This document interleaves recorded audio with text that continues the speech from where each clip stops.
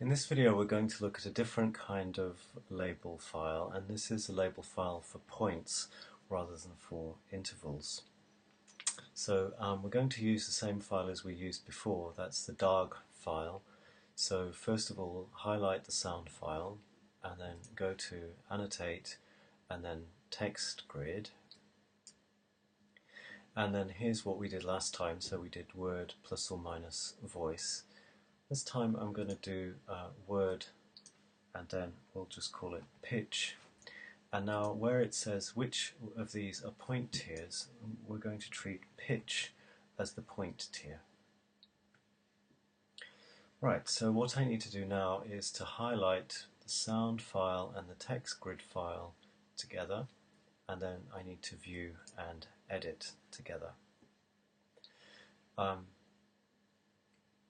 I shall just go back to the original file, the original bit that we worked on here, that part. So now you can see I've had it show me pitch this time. If you can't see pitch as the blue line, just go up to where it says pitch and show pitch, as I think I showed you in an earlier video. So first I'm just going to label the words here, so I'll do what I did last time, but I'm going to label the whole thing. I'm not going to divide it up into individual words just for the sake of time. So there we go, dag der. That's an interval tier, and it's an interval tier because it is a label that sits between two boundaries. So this is really good when you want to label things like stretches of voicing or words or stretches of nasality or creaky voice or friction or any of those things that have a beginning and an end. But some events in speech don't really have beginnings and ends as such, they're points, and one of those is pitch.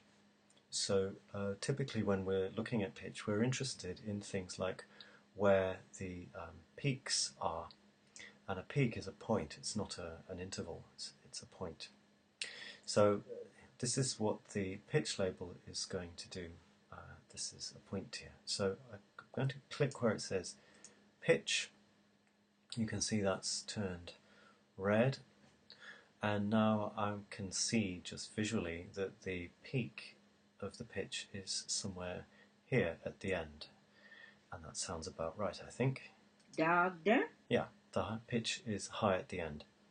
So I'm going to point the cursor to the bit that's highest in the F0 trace, which I think is about there. And it's exactly the same as for an interval tier, except that it puts a label in a different place. So you can see that it's produced a blue circle. When I click the blue circle, what I've got is a broken yellow line. And I'm just going to now type the label in here, and I'm going to call this H because it's high pitch. I'll carry on and do this again. We'll find some more pitch peaks. So Mr. Dog. So we'll put another one here in dog. That's also an H there. Mr. Dog. And here's another one. Dog no there. Here the high is somewhere like that, so we'll put another one there, and then here's the last one. Dog. And here the high is somewhere near the beginning, like that H. So if I show everything, you can see that there's an interval tier, so that's got the words in it, and here's a point tier with the peaks in the F0 in it.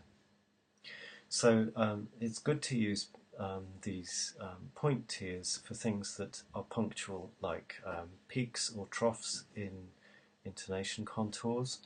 Also I use them sometimes for marking transients, things that are very short and don't have a very straightforward beginning or end. So that's two kinds of labelling in PRAAT, labelling intervals and labelling points. And in the next file I'm going to show you some nice things that you can do with both kinds of labels.